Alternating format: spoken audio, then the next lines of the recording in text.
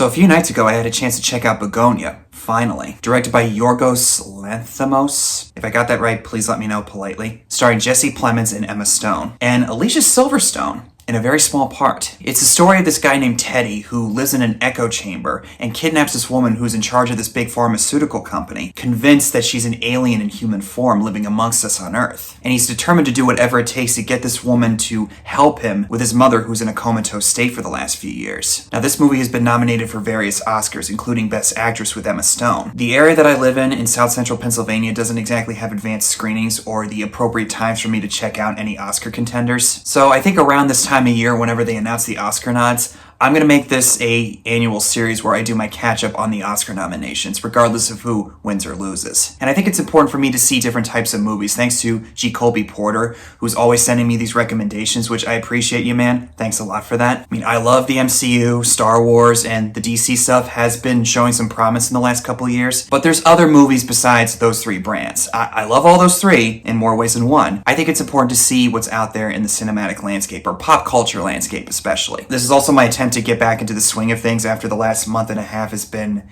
honestly kind of a struggle. If you guys don't remember, some of you who are new to my channel, my grandma passed away from a stroke. It's been really hard for me the last month and a half to put myself back together again, emotionally and all that. All that out of the way, let's talk about Bugonia. And I realize that I'm probably going to be rehashing a lot of the stuff that's been said about Bugonia, but to give you my thoughts on it, with spoilers and all, I think this movie is an admirable attempt, but the ending is really what kind of kills it for me. But we'll get to that though. Not sure if I'll be able to effectively cover absolutely every angle of this, but what I really like is the independent, small scale feel of this. I mean, you see this a lot with Oscar contenders anyway. Feels in its own way kind of intimate and quiet. Like there's some sort of eeriness in the background, which all comes to a fruition in the finale. Given that Teddy, the main character, is living in this echo chamber where he listens to podcasts about alien life on Earth, and that there's some sort of secret society of aliens running everything, it adds to the level of crazy that this guy is living in. There's no other actor that can pull this off like Jesse Plemons, who I think is just going to be typecast in some sort of fashion as a character who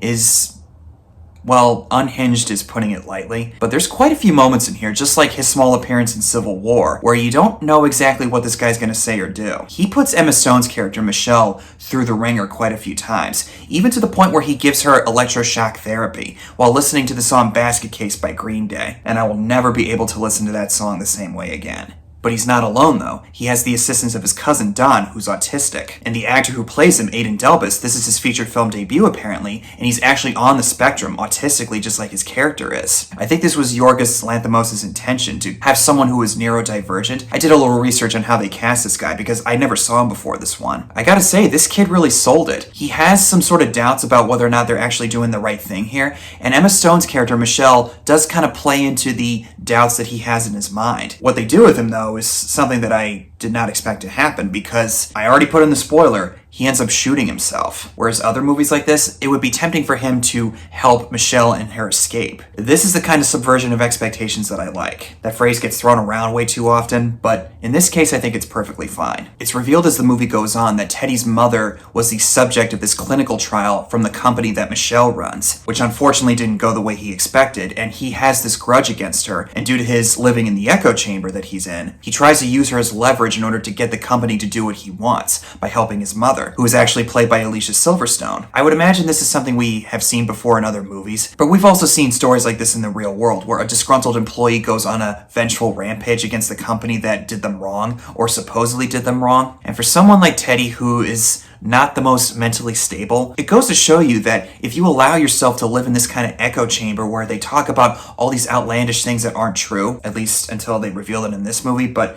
I'm getting ahead of myself here. If you don't have any sort of logic or compunction in your mind, it can cause you to go to certain places that most normal people would never go to. I actually think in its own way it's kind of relevant to the time that we're living in right now with the social political climate, especially here in the United States. It was already around before 2015, if you know what I'm talking about. I'm just saying in the last 10 years, it's basically amplified all that stuff. But of course, Emma Stone, she really carries a lot of this movie. She got nominated for Best Actress for this, and some of the extremes that this movie throws at her, she manages to carry it in spades. At first, she starts off as this supposedly unassuming, high-powered executive, trying to convince Teddy that he's wrong and delusional, that she's not an alien. But with someone like Teddy, and I've seen this happen in real life quite a few times, you can't reason with somebody like this. It's not going to go anywhere because they're dead set in what they want, and when they're thrown any sort of doubt their way, they can't deal with it. Eventually, she starts to realize that the only way she can get through to him is by throwing this ultimatum in his face, where she gives this really confident alternate history lesson about how the alien race that she actually is a part of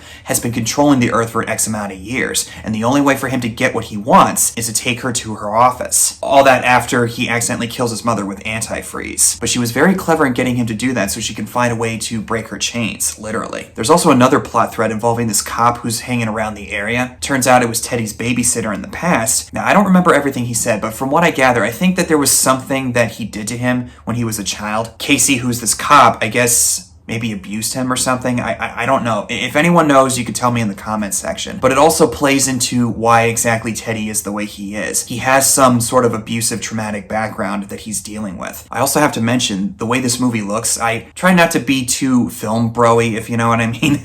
I literally came up with that phrase just now. Focusing on the cinematography, the visuals, and all that stuff. But it kind of reminds me of the movie Juno with the bright colors and how it has this very vibrant feel to it. You know what I mean? But then we get to the ending where she manages to trick him into going into this closet in her office, and he blows himself up. Which I gotta say, the violence in this movie, it doesn't really hold back. There's not a whole lot of violence, but when it happens, yeah. And after that, I thought, okay, it's all done. And that's a big credit to Yorgos Lanthimos. The tension that he manages to sprinkle in the third act. With this being a black comedy, I don't really remember laughing at certain moments. I mean, I'm sure that there's some moments people can point to if you're really into the black comedy genre. It's not really my style, but I could see that it has its place in entertainment. But for a good majority of this movie, from about maybe the halfway point onward, I actually found myself on the edge, almost chewing my fingernails right down to the knuckle. But as far as the reveal, it turns out she really is an alien, and Teddy's assumptions and delusions were correct all along. And this is where the movie really loses me. I do respect the attempt,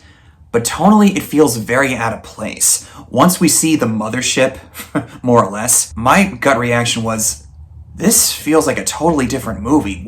What the hell is happening here? I also kind of like the idea of it being a mystery somewhat. When she gives Teddy that alternate version of history, which does turn out to be true, the way Emma Stone delivers that monologue to Teddy, admittedly, there was a part of me that thought, is she telling the truth or is she BSing him?